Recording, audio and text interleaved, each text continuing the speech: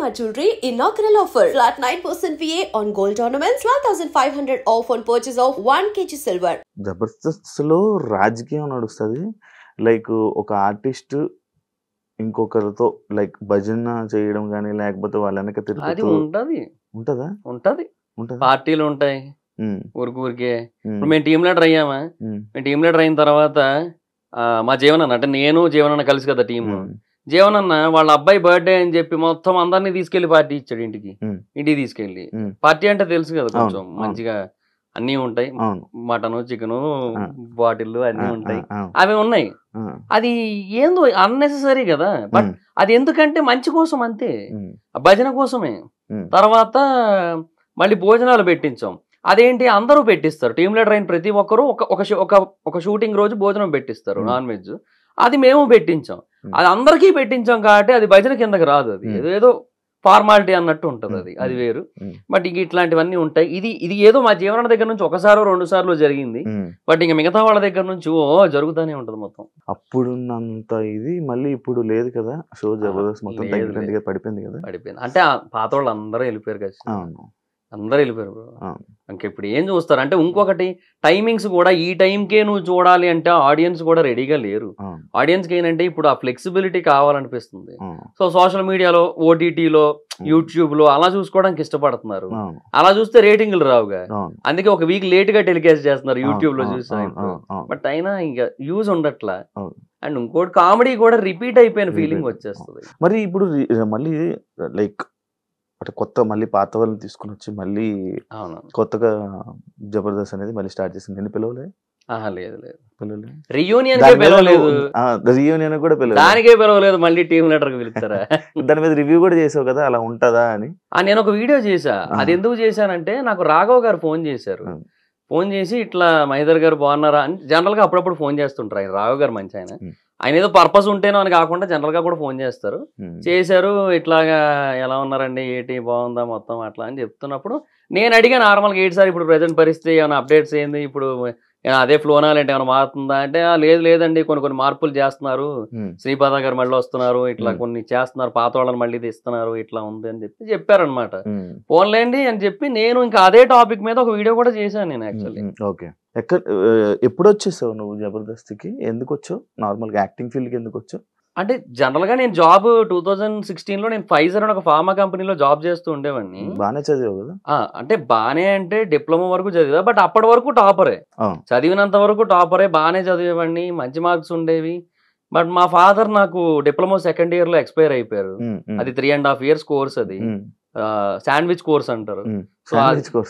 Sandwich non sandwich అని ఉంటాయి అనమాట. Non sandwich 3 years sandwich 3.5 years ఉంటాయి డిప్లొమాలో.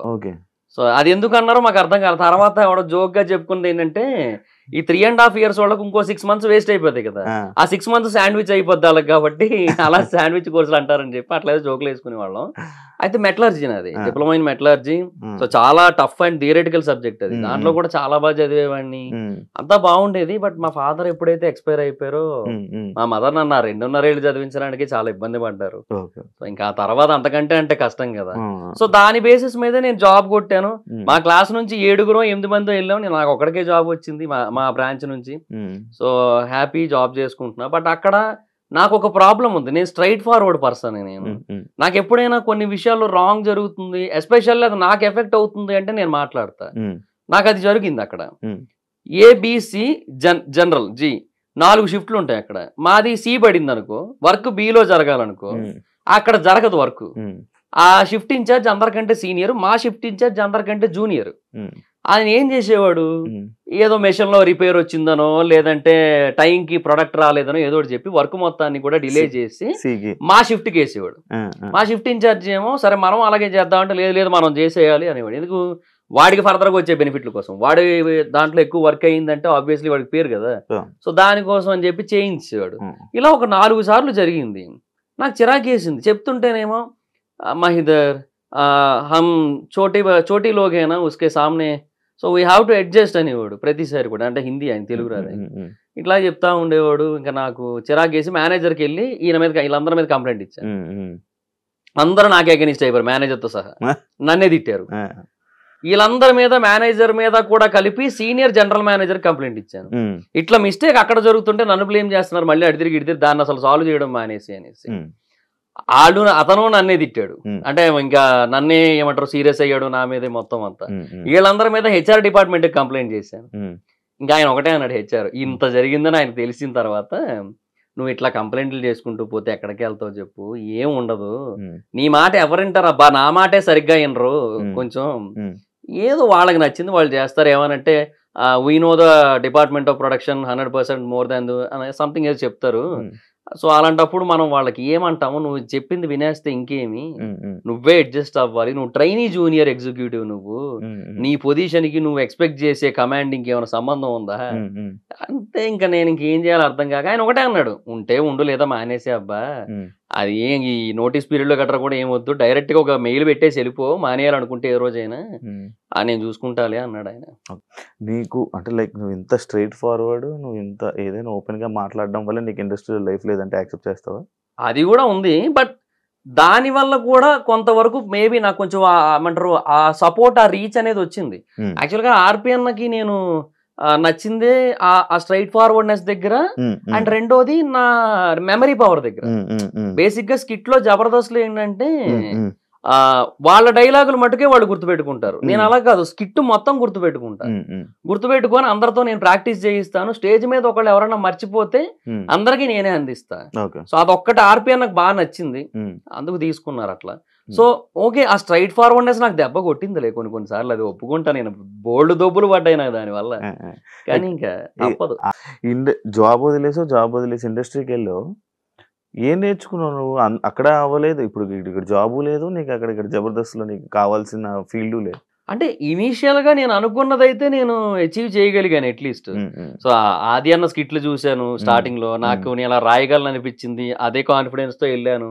ఒక 5 స్కిట్లు రాసుకొని, ప్రొడక్షన్ రెడ్ అన్న అని ఒక ఆయన ఉంటారు, ఆయన నన్ను సరే నువ్వు ఈ రోజు కాదు షూటింగ్ 18 ఉంది, ఆ రోజు రాతమ్ముడు జూలై 18 అని చెప్పి ఆ రోజు పిలిపించి వెంకయ్యన్నకు పరిచయం చేశాడు.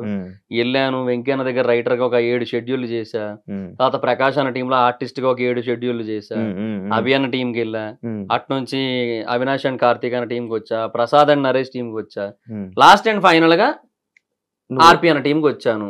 సో చాలా మంచి పేరు వచ్చింది, ఇప్పటికీ బయటకు వెళ్తే గుర్తుపడతారు, జబర్దస్త్ కదా అండి మీరు, జబర్దస్త్ లో చేశారు కదా అని చెప్పి. అంటే అప్పటికిప్పటికి బాడీలో టూ మచ్ చేంజెస్ రాలే, కొంచెం లావ్ అయ్యాను, కొంచెం ఫేస్ సేమ్ ఉంది, ఫేస్ కొంచెం సిమిలర్ గానే ఉండడం వల్ల గుర్తుపడుతుంటారు ఇప్పటికీ కూడా. సో అందువల్ల ఏంటంటే అది ఉంది ఇప్పటికి. టీమ్ లీడర్ అవ్వాలనుకున్నా, టీమ్ లీడర్ అయిపోయాను, 18 స్కిట్లు చేశాను. ఇంకా అది అయిపోయింది, ఇంకా అంటే నేను అందులో అచీవ్ చేయాలనుకున్నది అయిపోయింది. తర్వాత అప్పుడు కూడా కంటిన్యూ అవుతును, ఎందుకంటే నాకు ఇష్టం కాబట్టి. ఎందుకంటే నేను ఓన్లీ జబర్దస్త్ అనుకునే వచ్చా ఇండస్ట్రీకి, సినిమాలు అది ఏం లేదు నాకు, అలా అనుకుని వచ్చా, అందులో ఉంది నేను. బట్ అదే జరిగిన కొన్ని సిచ్యువేషన్స్ వల్ల ఇంకా అయిపోయాను. మహిదర్ వైబ్స్ ఏంటి అది పేరు ఎందుకు పెట్టావు? అది అంటే అప్పట్లో ఏదో ఒక యూనిక్ నేమ్ ఉండాలి అనేది ఒక పాయింట్, మళ్ళీ నా పేరు కూడా ఉండాలనేది ఒక పాయింట్. సో ఆ టైంలో ఎక్కడో అలా చదువుతూ ఉంటే గుడ్ వైబ్స్ బ్యాడ్ వైబ్స్ అని చెప్పి సంథింగ్ అలా ఉంటాయి కదా.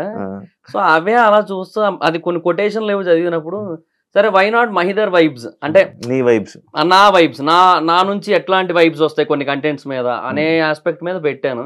స్టార్టింగ్ లో కొంతమందికి అది పలకడం నాక మహిదర్ వైబ్స్ ఎంతమంది వైబ్స్ అన్నా అనేటోళ్ళు, అట్లా ఉండేది. రివ్యూస్ ఇస్తూ ఉంటావు, అవును, లైక్ జనరల్ టాపిక్ మీద రివ్యూ ఇస్తావు, అవునవును, సినిమా టాపిక్ మీద రివ్యూ ఇస్తావు, బిగ్ బాస్ మీద కూడా రివ్యూస్ ఉంటాయి. ఒక్కొక్క టాపిక్ గురించి మాట్లాడుకుంటాం.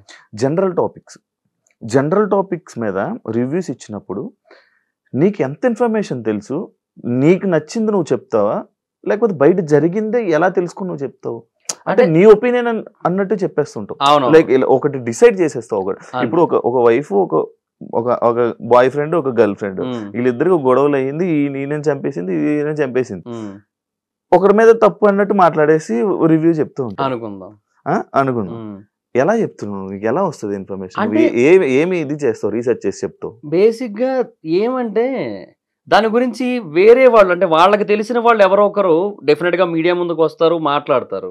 వాళ్ళ ఒపీనియన్స్ ఏవైతే ఉంటే అవన్నీ ఒక చోట చేరుస్తా. అలాగే దాన్ని ఎవరైతే టెలికాస్ట్ చేస్తారో వాళ్ళ సైడ్ నుంచి మనకి multiple aspects of points reveal అవుతుంటాయి.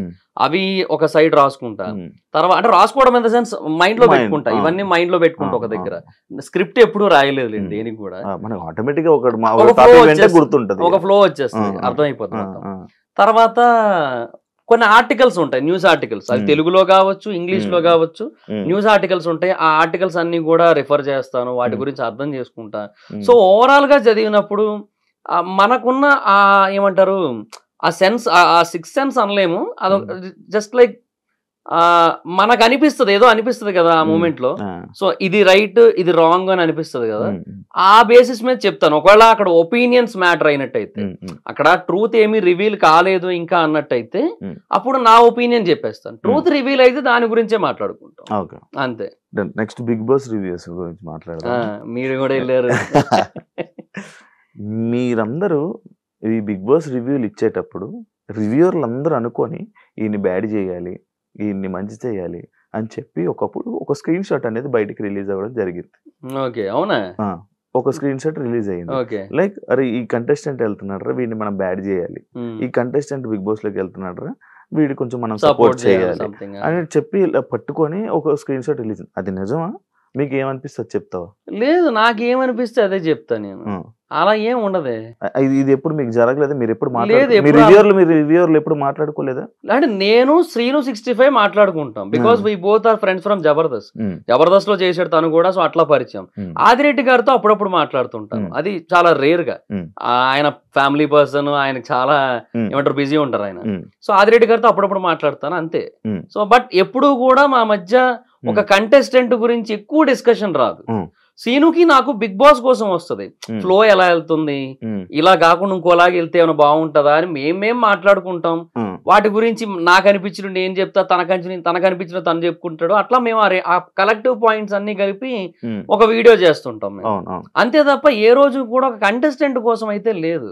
ఒక సీజన్ 5 అనుకుంటా, బిగ్ బాస్ సీజన్ 5 లో లైక్ రివ్యూర్ల వల్లే ఒక కంటెస్టెంట్ బయటకు వచ్చారు అని చెప్పి ఒక ఇష్యూ జరిగింది.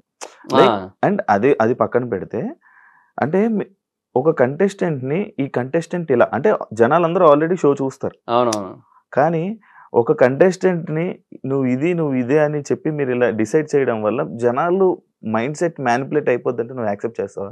అంటే బేసిక్ గా బిగ్ బాస్ రివ్యూస్ చూసేది ఎందుకంటే, ఇది నాకు ఇలా అనిపించింది, నా ఒక్కడికే అట్లా అనిపించిందా, నీకు కూడా అట్లానే అనిపించిందా అనేది కన్ఫర్మ్ చేసుకోవడానికి చూస్తారు Bigg Boss reviews. So reviews ఏంటంటే, ఇప్పుడు నాదైనా లేదంటే ఆదిరెడ్డి గారిదైనా లేదంటే సీను రివ్యూస్ అయినా, మా అందరు రివ్యూస్ ఏ బేసిస్ మీద చూస్తారంటే, వాళ్ళ ఒపీనియన్స్ మా ఒపీనియన్స్ తో మ్యాచ్ అవుతున్నాయో లేదో చూడడానికే చూస్తారు మాక్సిమం. సో అంతే తప్ప, సో అందువల్ల ఇన్ఫ్లుయెన్స్ అంత ఉండదని నేను అనుకుంటున్నా. బట్ టూ మచ్ రీచ్ ఉంటది కాబట్టి ఆదిరెడ్డి గారు